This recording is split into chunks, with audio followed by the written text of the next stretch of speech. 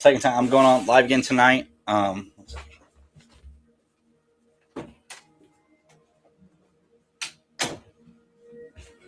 of the critters tried to get in. Yeah, I'm gonna try something a little different tonight. I'm actually gonna put I figured out how to actually put the Bible on the screen. So I'm going to, as I go through tonight, I'm going to read from Bible.com. I'm going to read from the actual Bible translation. So I'm going to get on here and, like I said, I'm going to read Esther. I think it is day. What day is it? Day 36. Read the Bible live in 90 days.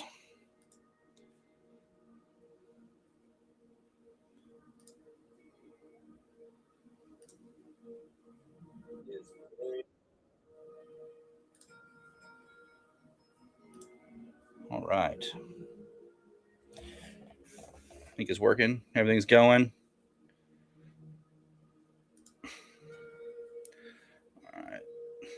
All right. Like I said, when you pop on, if you want to like, share, comment, let me know where you're watching from. I'm going to be reading Esther 1 through 13 today. I'm going to be reading it in the New King James translation. And like I said, I figured out how to put it on the screen. So I'm going to read it right off of Bible.com today. So, now it came to pass in the days of Artaxerxes, there was Artaxerxes who reigned over 127 provinces from India to Ethiopia. In those days, when King Artaxerxes sat on the throne of his kingdom, which was in Shushan, the citadel, that in the third year of his reign made a feast for all his officials and servants, and the powers of Persia and Media and the nobles, the princes, the provinces being before him. And he showed the riches of his glory, of his glorious kingdom, and the splendor of his excellence majesty for many days, 180 days in all.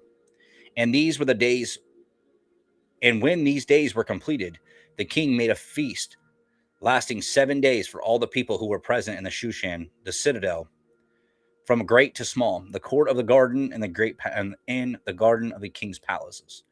There were white, blue linen curtains fastened with cords on fine linen, and purple on silver rods, and made a marble pillar. And the couches were of gold and silver on the mosaic pavement of alabaster, turquoise, and white and black marble. And they served drinks in golden vessels, each vessel being different from the other, with royal wine in abundance, according to the generosity of the king. In accordance with the law, the drinking was not compulsory, for the king had ordered all the officers of his household that they should do according to each man's pleasures. Queen Vashti also made a feast for the women in the royal palace, which belonged to King Artaxerxes. On the seventh day, when the heart of the king was merry with wine, he commanded Mehuman, Biztha, Harbana, Bigtha, Agagtha,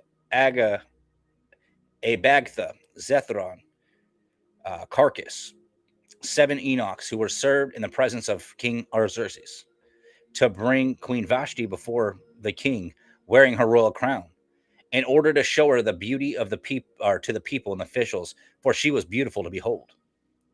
But Queen Vashti refused to come at the king's command, brought by his eunuchs. Therefore, the king was furious, and his anger burned within him.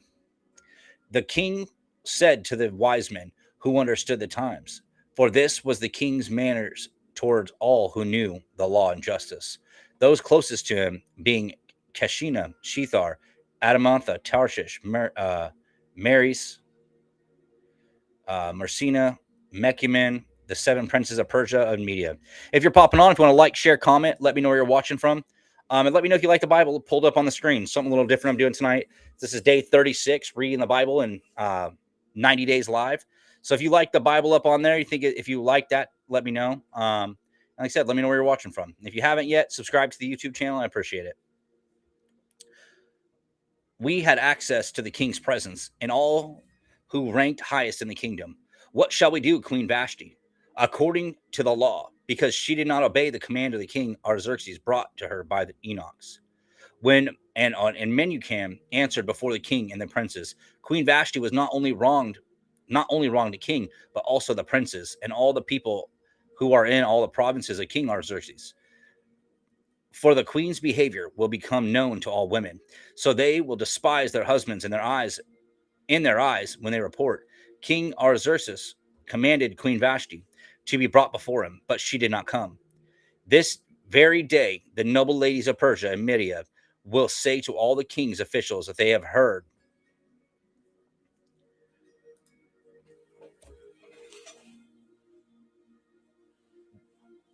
of the behavior of the queen. Thus, there will be excessive contempt and wrath. If it pleases the king, let a royal decree go out from him. Let it be recorded in the laws of the Persians and the Medes, so that it will not be altered, that Vashti shall come no more before King Artaxerxes, and let the king give her royal position to another who is better than she. When the king's decree, which he made, which he will make, is proclaimed throughout all his empire, for it is great. All wives will honor their husbands, both great and small. And the reply pleased the king and the princes, and the king did according to the word of Memucan. Then he sent his letters to all the king's provinces, to each province in its own script, and to every people in their own language. And each man should be master in his own house, and speak in the language of his people. After these things, when the wrath of the king Artaxerxes subsided, he remembered Vashti, what she had done, and what had been decreed against her. Then the king's servants who attended him said, "Let beautiful young virgins be sought for the king, and let the king appoint officers in all the provinces of his kingdom." And they made gather and all the beautiful young, and they may gather all the beautiful young virgins of to Shushan the citadel, and to the women's quarters, under the custody of Haggai the king's Enoch, the custodian of the women, and let beauty preparations be given them. Let the young women who please the king be queen instead of Vashti. This thing pleased the king, and he did so. In Shushan, the citadel, there was a certain Jew whose name was Mordecai, the son of Jair, the son of Shimei, the son of Kish, a Benjamite. Kish had been carried away from Jerusalem with the captives who had been captured with Jeconiah, king of Judah, whom Nebuchadnezzar, the king of Babylon, had carried away. And Mordecai had brought up Hadassah, that is Esther, her uncle or his uncle's daughter, for she had neither father nor mother. The young woman was lovely and beautiful. When her father and mother died, Mordecai took her as his own daughter. So it was when the king's command and decree were heard, and many young women were gathered at Shushan, the citadel, under the custody of Haggai, and that Esther also was taken to the king's palace, into the care of Haggai, the custodian of one of the women.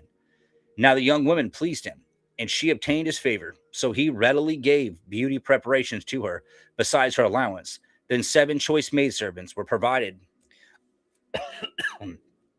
for her from the king's palace, and he moved her and her maidservants to the best place in the house of the women. Esther had not revealed to her family, her people or family, for Mordecai had charged her not to reveal it. And every day Mordecai paced in front of the court of the women's quarters to learn of Esther's welfare and what was happening to her. Each woman's turn came to go into King Artaxerxes after she had completed 12 months of preparation, according to the regulations for the women. For thus were the days of their preparation: a portion 6 months with oil of myrrh, 6 months with perfumes and preparations for beautifying women. Thus prepared, each young woman went to the king, and she was given whatever she desired to take with her from the woman's quarters in the king's palace. In the evening she went. In the morning she returned to the second house of the woman, to the custody of Shashgaz, the king's Enoch, who kept the concubines.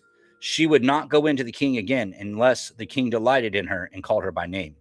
Now, when the turn came for Esther, the daughter of Abihail, the uncle of Mordecai, who had taken her as his daughter to go into the king, she requested nothing but what Haggai, the king's Enoch, the custodian of the woman, devised. And Esther obtained favor in the sight of all who saw her. So Esther was taken to King Artaxerxes into his royal palace in the 10th month, which is the month of the Tebeth, in the 7th year of his reign. The king loved Esther more than all the other women. She obtained grace and favor in his sight more than all the virgins.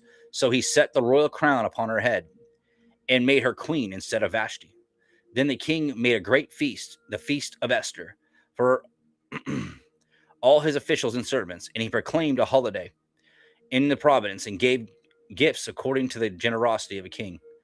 When the virgins were gathered together a second time, Mordecai sat within the king's gate. Now Esther had not revealed her family to her and her people, just as Mordecai had charged her. For Esther obeyed the command of Mordecai, as when she was brought upon him.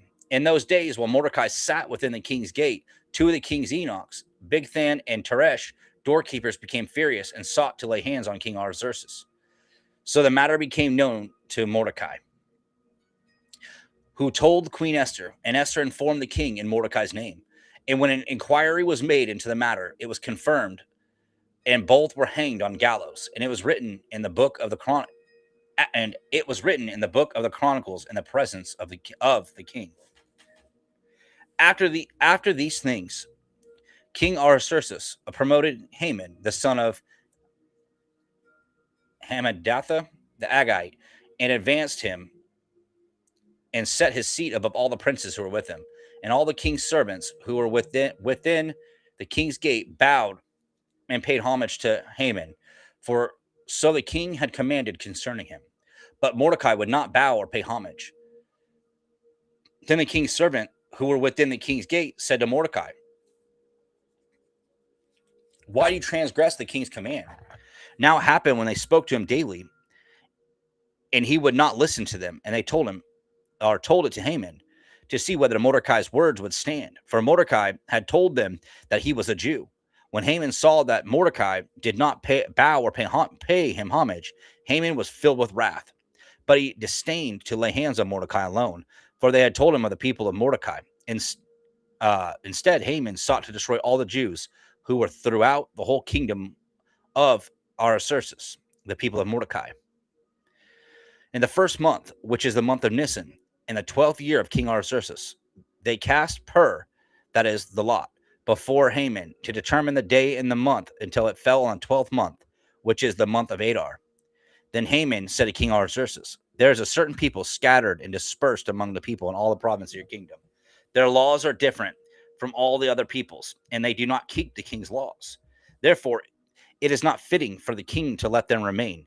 If it pleases the king, let a decree be written that they be destroyed, and I will pay 10,000 talents of silver into the hands of those who do the work, and to bring it into the king's treasuries." So the king took his signet ring from his hand and gave it to Haman, the son of Hammedatha, the Agagite, the enemy of the Jews. And the king said to Haman, "The money and the people are given to you, to do with them as it seems good to you." Then the king's scribes were called on the 13th day of the first month, and a decree was written according to all that Haman commanded, to the king's satraps, to the governors who were over each province, to the officials of the people, to every province according to its scripts, and to every people in their language. In the name of King Artaxerxes, and it was written and sealed with the king's signet ring.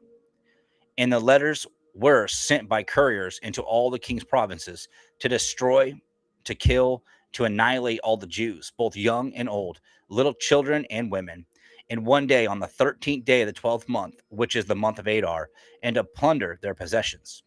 A copy of the document was issued as law in every province, being published for all people that they should be ready for that day. The couriers went out, hastened by the king's command, and the decree was proclaimed in Shushan, the citadel. So the king and Haman sat down to drink, but the city of Shushan was perplexed. When Mordecai learned all that had happened, he tore his clothes and put on sackcloth and ashes and went out into the midst of the city. He cried out the loud and bitter cry. He went as far as the front of the king's gate, for no one might enter the king's gate clothed and with sackcloth. In every province where the king's command and decree arrived, there was great mourning among the Jews, with fasting, weeping, and wailing, and many lay in sackcloth and ashes. So Esther's maids and eunuchs came and told her, and the queen was displeased. The queen was deeply distressed. Then she set garments to clothe Mordecai and take his sackcloth away from him. but he would not accept them. Then Esther called uh, Hathach, one of the king's eunuchs, whom he had appointed to attend her, and she gave him a command concerning Mordecai to learn and why this was. To learn what and why this was. So Hathach went out to Mordecai in the city square that was in front of the king's gate, and Mordecai told him all that had happened to him, and the sum of money that Haman had promised to pay into the king's treasury to destroy the Jews. He also gave him a copy of the written decree for their destruction, which was given at Shushan, that he might show it to Esther and explain it to her, and that he might command her to go into the king to make supplication to him and plead before him for her people. So Hathach returned and told Esther the words of Mordecai. Then Esther spoke to Hathach and gave him a command from Mordecai. All the king's servants and the people of the king's provinces know that any man or woman who goes into the inner court to the king who has not been called, he has but one law: put all to death except one, to whom the king holds out the golden scepter that he may live. Yet I myself have not been called to go into the king these 30 days. So they told Mordecai Esther's words, and Mordecai told them to Esther to answer Esther. Do you not think in your heart that you will escape in the king's palace any more than all the other Jews? For if you remain completely silent at this time, relief and deliverance will arise for the Jews from another place, but you and your father's house will perish. Yet who knows whether you have come to the kingdom for such a time as this?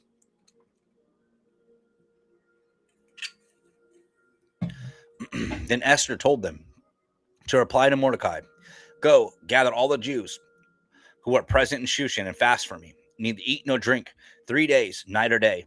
My maids and I will fast likewise. And so I will go to the king, which is against the law. And if I perish, I perish. So Mordecai went his way and did according to all that Esther commanded him. Now it happened on the third day that Esther put on her royal robes and stood in the inner court of the king's palace, across from the king's house, while the king sat on his royal throne in the royal house, facing the entrance of the house. So it was, while the king sat on his royal throne in the royal house, facing the entrance of the house.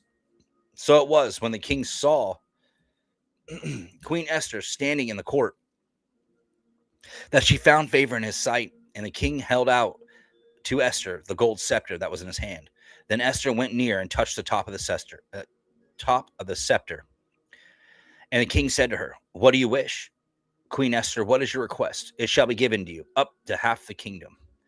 So Esther answered, if it pleases the king, let the king and Haman come today to the banquet that I prepared for him. Then the king said, bring Haman quickly, that he may do as Esther has said. So the king and Haman went to the banquet that Esther had prepared. At the banquet of wine, the king said to Esther, what is your petition?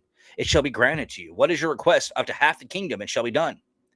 Then Esther answered and said, my petition and request is this. If I have found favor in the sight of the king, if it pleases the king to grant my petition and fill my request, then let the king and Haman come to the banquet which will prepare for them, and tomorrow I will do as the king has said. So Haman went out that day, joyful, with a glad heart. But when Haman saw Mordecai in the king's gate, it did not stand and tremble before him. He was filled with indignation against Mordecai. Nevertheless, Haman restrained himself and went home, and he sent and called for his friends and his wife Zeresh. And then Haman told them all of his great riches, the multitudes of his children, everything in which the king had promoted him, and now he advanced him above the officials and servants of the king. However, or moreover, Haman said, Besides, Queen Esther invited no one but me to come in with the king to the banquet that she prepared. And tomorrow I am again invited by her along with the king. Yet all this avails me nothing, so long as I see Mordecai the Jew sitting at the king's gate. Then his wife Zeresh and all his friends said to him, let a gallows be made 50 cubits high, and in the morning suggest to the king that Mordecai be hanged on it. Then go merrily with the king to the banquet. And this thing pleased Haman, so he had the gallows made.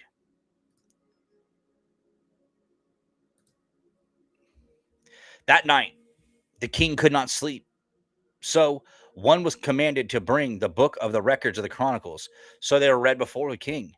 And it was found written that Mordecai had told of Bigthana and Theresh, two of the young or the king's eunuchs, the doorkeepers, who had sought to lay hands on King Artaxerxes. And then the king said, "What honor or dignity has been bestowed on Mordecai for this?" And the king's servants who attended him said, "Nothing has been done for him." So the king said, "Who is in the court?" Now Haman had just entered the outer court of the king's palace to suggest that the king hang Mordecai on the gallows that he prepared for him.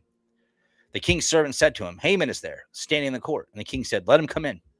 So Haman came in, and the king asked him, "What shall be done for the man whom the king delights to honor?" Now Haman, who the king delights, whoa. Now Haman thought in his heart, "Whom would the king delight to honor more than me?" And Haman answered the king, "For the man whom the king delights to honor, let a royal robe be brought, which the king has worn, and a horse on which the king has ridden, in which a royal crest placed on his head.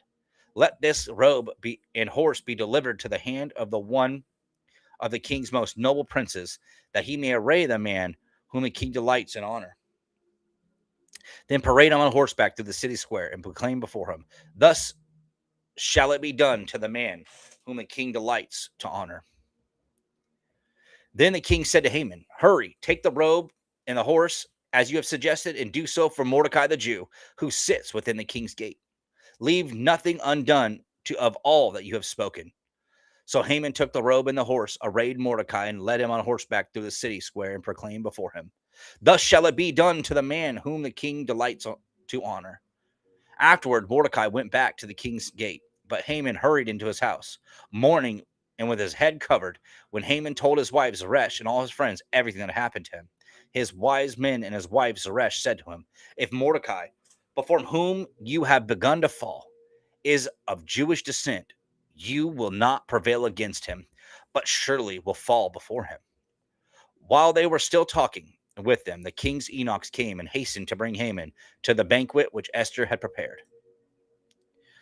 So the king and Haman went to dine with Queen Esther on the second day, and the banquet of the wine. The king again said to Esther, "What is your petition, Queen Esther? It shall be granted to you. And what is your request up to half of the kingdom? It shall be done."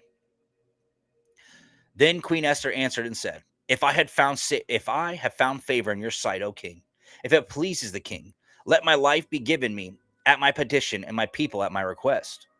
For we have been sold, my people and I, to be destroyed, to be killed, and to be annihilated. Had we been sold as male and female slaves, I would have held my tongue. All the enemy could never compensate for the king's loss. So the king Artaxerxes answered and said to Queen Esther, "Who is he, and where is he? Who would dare presume in his heart to do such a thing?" And Esther said, "The adversary, an enemy, is the wicked Haman." So Haman was terrified before the king and the queen. The king arose in his wrath from the banquet of wine and went into the palace garden. But Haman stood before Queen Esther, pleading for his life, for he saw that evil was determined against him by the king. When the king returned from the palace garden to the place of banquet of wine, Haman had fallen across the couch where Esther was. And the king said, "Will he also assault the queen while I'm in the house?" And as the word left the king's mouth, they covered Haman's face. Now Harbana, one of the eunuchs, said to the king, "Look, the gallows, 50 cubits high, which Haman made for Mordecai, who spoke good on the king's behalf, is standing at the house of Haman."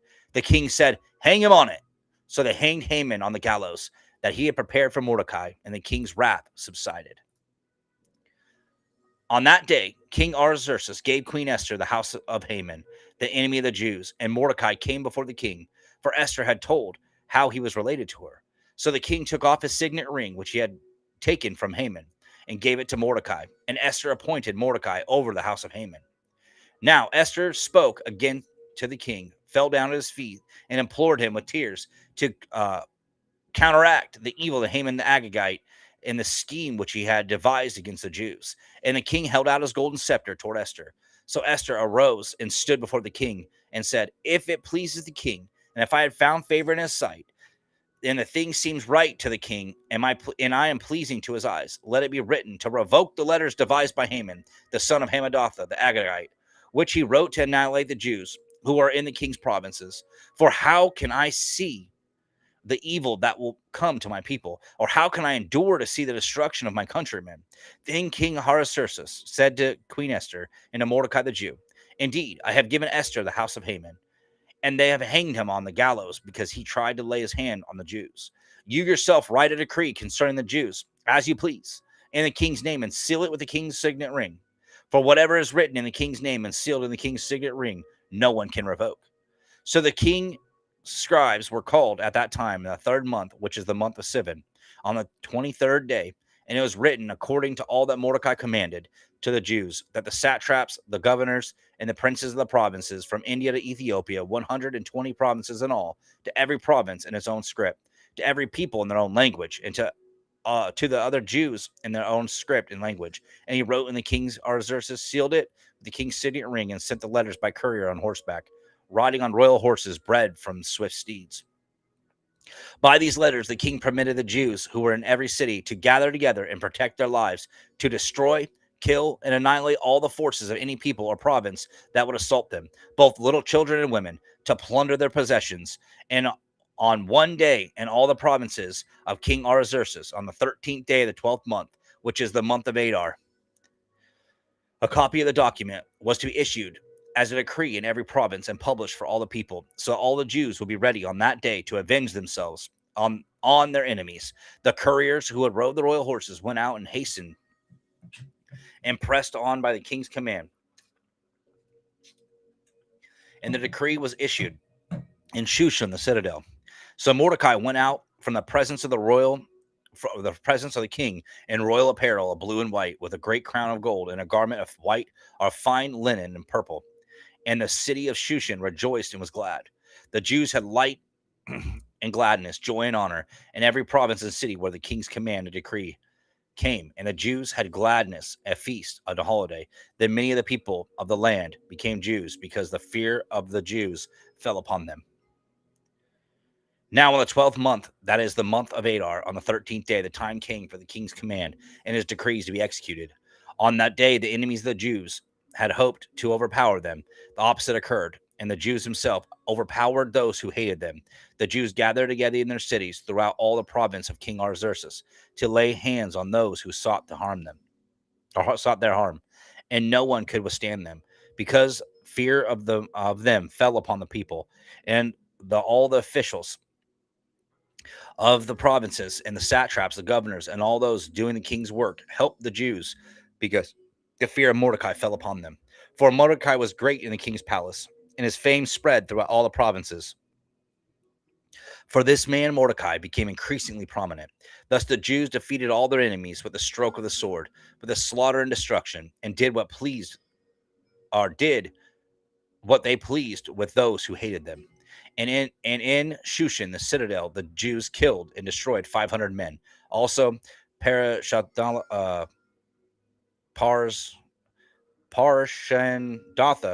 Dolphin, Aspatha, Paratha, Adelia, Aradatha, Parmashta, Arasai, Aradai, Vezjathatha, and the 10 sons of Haman, and the sons of Hammedatha, the city enemy of the Jews, they killed.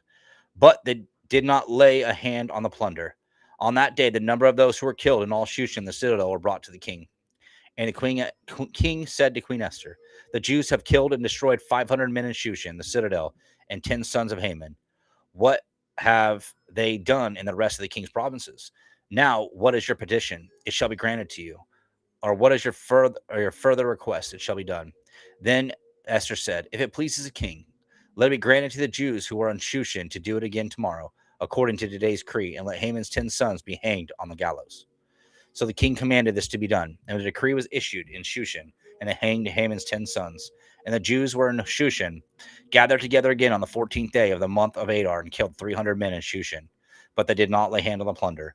The remainder of the Jews of the king's province gathered together and protected their lives, had rest from their enemies, and killed 75,000 of their enemies, but they did not lay hand on the plunder. This was on the 13th the 13th day of the month of Adar. And on the 14th of the month, they rested and made it a day of feasting and gladness. But the Jews who were at Shushan assembled together on the 13th day, and as well as on the 14th. On the 15th of the month, they rested and made it a day of feasting and gladness.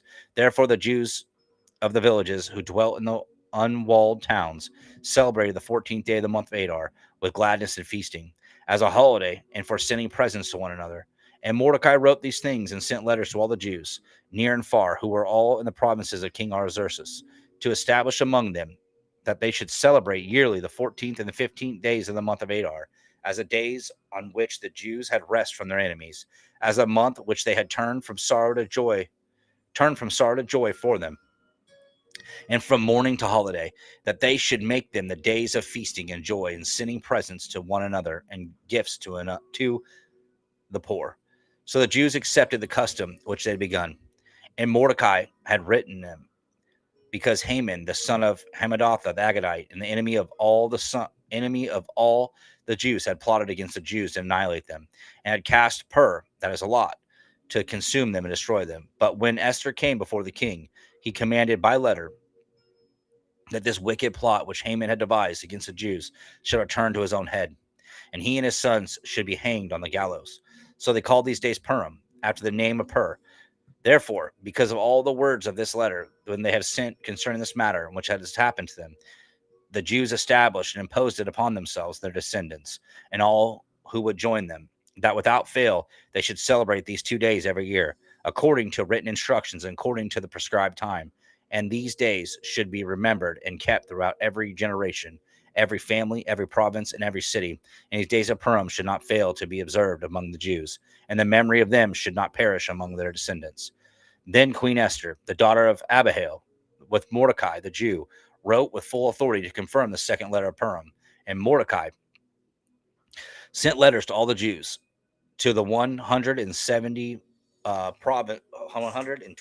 provinces of the kingdom of Artaxerxes, with words of peace and truth, and to confirm these days of Purim at their appointed time, as Mordecai the Jew and Queen Esther had prescribed for them.